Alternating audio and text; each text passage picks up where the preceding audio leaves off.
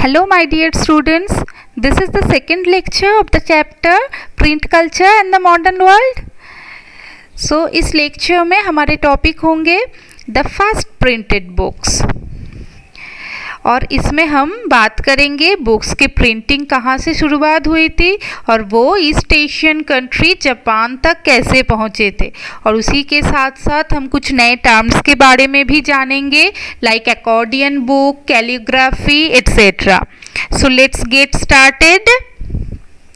तो students, the earliest kind of print technology can be traced in China. So पहले जो book की printing हुआ था वो चाइना से हुआ था, मतलब चाइना में ही बुक का जो प्रिंटिंग है वो स्टार्ट हुआ था। उस टाइम चाइना में हैंड प्रिंटिंग सिस्टम यानी कि हाथों से बुक को लिखी जाती थी।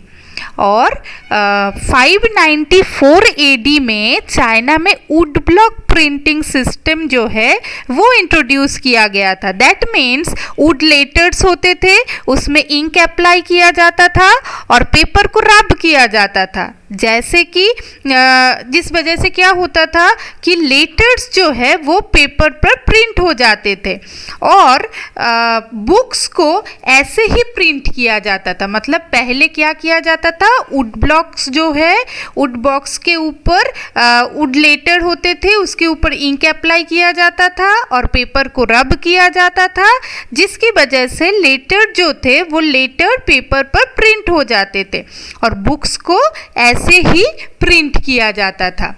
अब क्या है कि अगर हम पेपर के क्वालिटी की बात करें तो वो क्वालिटी कैसा था पेपर का, वो पेपर जो है ना वो बहुत ही थिन हुआ करता था, और नॉट ओनली थिन, उसके साथ साथ पोरस भी होते थे।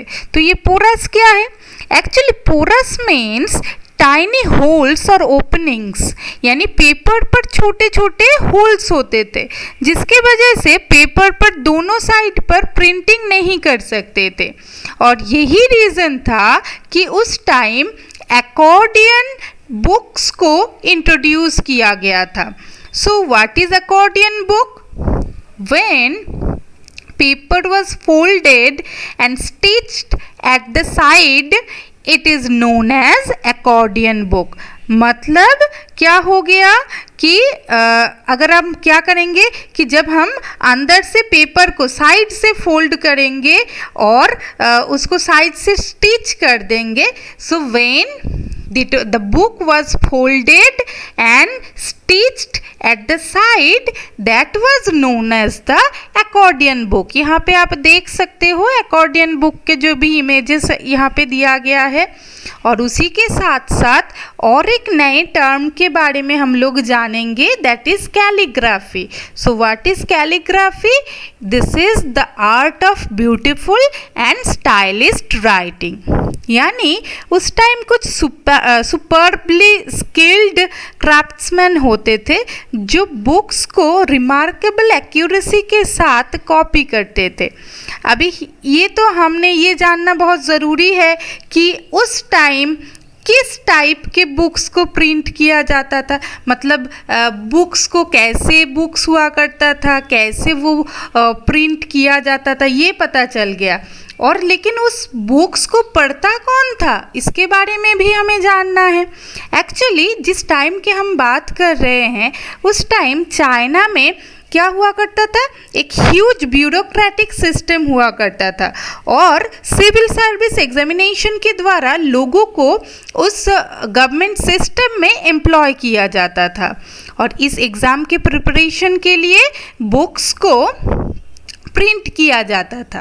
जैसे जैसे इस एग्ज़ाम की कैंडिडेट्स इंक्रीज़ करने लगे वैसे ही बुक्स के जो डिमांड है वो बढ़ने लगा था और बुक के जो प्रिंटिंग्स है वो भी इंक्रीज़ हुए थे। यानी जैसे एग्ज़ामिनेशन के लिए जो एग्ज़ामिनर है, जो स्टूडेंट्स है, स्टूडेंट्स की संख्या जो है वो इंक्रीज़ हुआ, उसी के साथ साथ बुक्स का डिमांड भी इंक्रीज़ हुआ और प्रिंटिंग भी इंक्रीज़ होने लगे। तो क्या बस स्टूडेंट के लिए ही जो है बुक्स प्रिंट किया जाता था और किसी के लिए नहीं? ऐसा नहीं है, उसके साथ साथ कुछ मर्चेंट्स भी होते थे जो अपना एवरीडे लाइफ के ट्रेड इंफॉर्मेशन को प्रिंट करवाता था। उसके अलावा कुछ कॉमन पीपल्स भी होते थे जिसके लिए भी मतलब जिसके अंदर रीडिंग हैबिट्स बन गए थे, मतलब वो लोग पढ़ना पसंद करते थे। और वो कैसे जो चीज़ें पढ़ना पसंद करते थे, like fictional narratives, poetry, autobiographies, romantic plays, ये सारे पसंद करते थे। तो उस हिसाब से उस टॉपिक के ऊपर भी क्या होते थे, बुक्स को प्रिंट करने मतलब जो है प्रिंट हुआ करता था। अब क्या हुआ कि उसके साथ साथ क्या हुआ, कुछ रिच वुमेन थे जो उन्होंने भी क्या है कि पढ़ाई करना, बुक्स पढ़ना स्टार्ट किया था। और उसी के साथ साथ कुछ रिच वुमेन ऐसे भी थे जिन्होंने अपना पोएट्री और प्लेज के जो बुक्स है वो पब्लिश भी किए थे।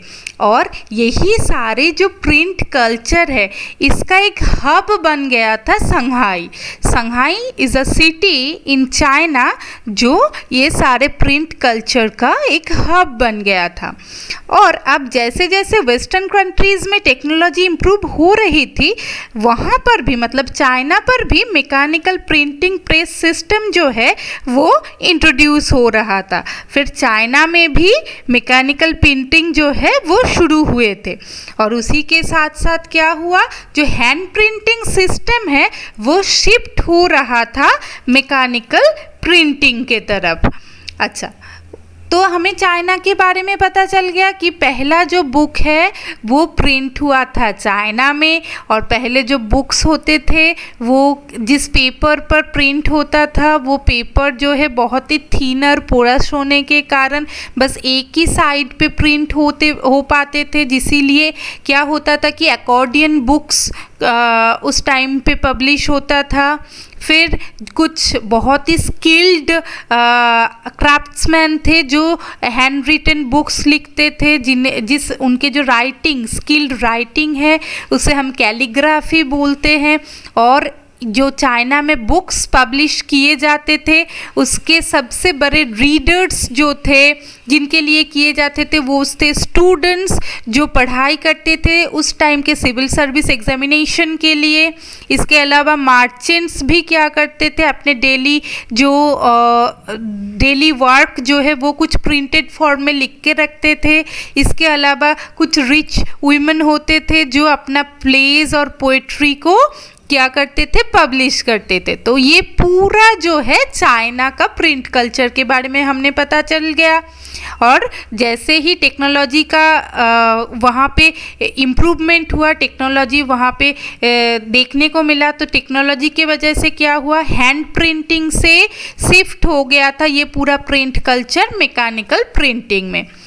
तो हम क्या करेंगे, अभी हम जानेंगे कि जापान में कैसे प्रिंट कल्चर इंट्रोड्यूस हुआ। तो बुद्धिस्ट मिशनरीज जिन्होंने चाइना से जापान तक ट्रैवल किया उन्होंने ही जापान में प्रिंट कल्चर को इंट्रोड्यूस किया था। तो बुद्धिस्ट मिशनरीज चाइना से जापान में प्रिंट कल्चर को लाया था। और ये कब हुआ था, it's around the 766 to 770 AD। और जापान में प्रिंट कल्चर को बहुत ही वाइडली एक्सेप्ट किए गए थे, मतलब ये जो प्रिंटिंग कल्चर है उन्होंने बहुत खुशी खुशी उसे एक्सेप्ट किया था। और diamond sutra was the first book printed in Japan. So एक बुद्धिस्ट बुक था जिस बुक का नाम है डायमंड सूत्रा। ये जापान के पहला बुक है जो प्रिंट किए गए थे। और ये कब हुआ था, that was in the year 868 AD में हुआ था। और जापान में लाइब्रेरीज जो है अब धीरे धीरे प्रिंटेड बुक से भरने लगे थे। और जापान में जिस जिस टॉपिक के ऊपर लोगों ने इंटरेस्ट शो किया था कि इस टॉपिक के ऊपर लोगों ने मतलब बहुत सारे इंटरेस्ट शो किए थे, जिस टॉपिक के ऊपर बुक्स लिखे गए थे like cooking, travelling, music, women, तो इसके ऊपर क्या है लोगों ने, जापान के लोगों ने इंटरेस्ट शो किया था। और यही सारे टॉपिक के ऊपर क्या है ज़्यादातर बुक्स वर्ड्स जापान में लिखे गए थे। और उसी के साथ साथ जापान में जो प्रिंटेड पिक्चर है उसको भी वाइडली एक्सेप्ट किए गए थे। यानी क्या है कि बुक्स के अंदर ओनली लेटर्स नहीं, वो लोग कुछ प्रिंटेड पिक्चर्स भी पसंद करने लगे थे। तो इसीलिए क्या है कि पिक्चर्स को भी प्रिंट करने मतलब जो है शुरू हो गए थे। वो टेक्सटाइल यानी क्लोथ्स के ऊपर पिक्चर्स जो है वो प्रिंट करना शुरू किए थे जापान में। फिर जो प्लेइंग कार्ड्स है उसके ऊपर भी उन्होंने पिक्चर्स प्रिंट किए थे। जो मनी मतलब पेपर मनी जो है उसके ऊपर भी उन्होंने जो है मतलब प्रिंटिंग स्टार्ट किया था।